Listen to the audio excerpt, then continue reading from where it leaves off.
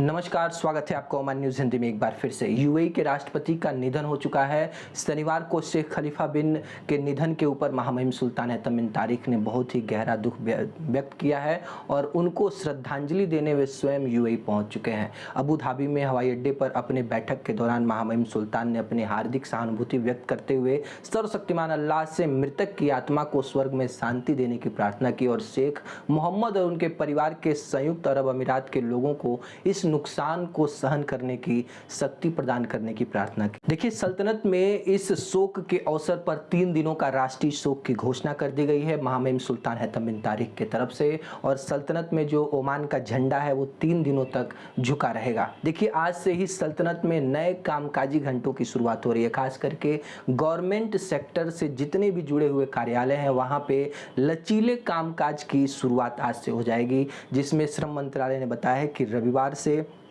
जो ऑफिसेज हैं वो लगातार 7 घंटे जो काम करेंगे। जो वहाँ के एम्प्लॉयज़ हैं सवेरे 7:30 बजे से शाम 4:30 बजे तक जो कामकाजी घंटे हैं इसमें लगातार अपनी सेवाएं देंगे। और मेन मकसद ये है कि प्रोडक्टिविटी को बढ़ाना, यानी सल्तनत में जो भी डॉक्यूमेंटेशन है या फिर कोई भी ऐसा काम है वर्क परमिट से संबंधित या फिर जो भी सरकारी ऑफिसेज में जो काम होते हैं उसमें तेज़ी लाना। और इसके लिए ओमान में रहने वाले जो भी लोग हैं उनको बहुत बड़ा फ़ायदा होगा। उनको किसी भी लंच आवर या फिर बीच में जो ऑफिसेज में लोग अब्सेंट रहते हैं इसकी वजह से उनका काम नहीं रुकेगा।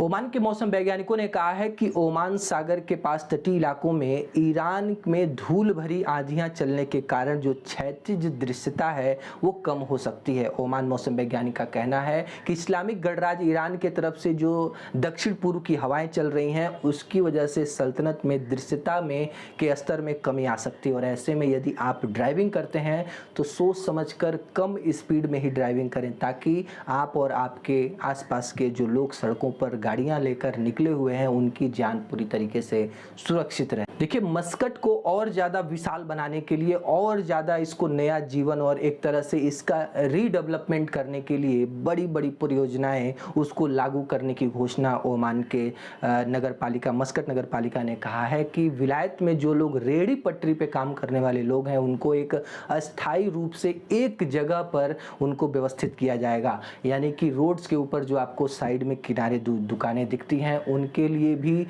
ओमान के मस्कट नगरपालिका ने अलग से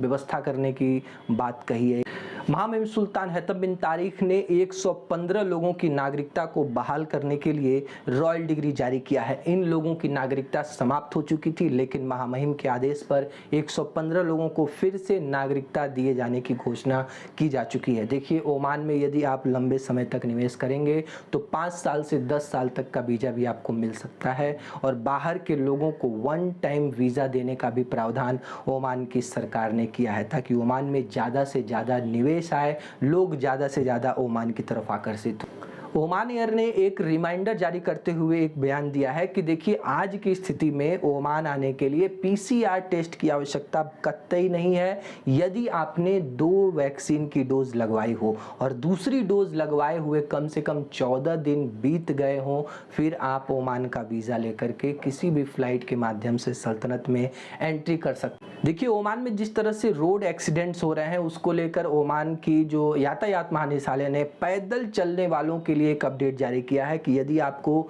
बाय रोड पैदल जाना है तो रोड के बगल में जो फुटपाथ है उसके ऊपर चलिए, ताकि आप सुरक्षित रहें। और कई जगह ऐसा होता है कि फुटपाथ होता ही नहीं है, तो ऐसे में आप रोड पे मत चलिए, रोड के किनारे बाईं तरफ चलिए, ताकि सामने से आती हुई गाड़ी आपको दिख सके और एक्सीडेंट का जो खतरा है वो कम हो सके।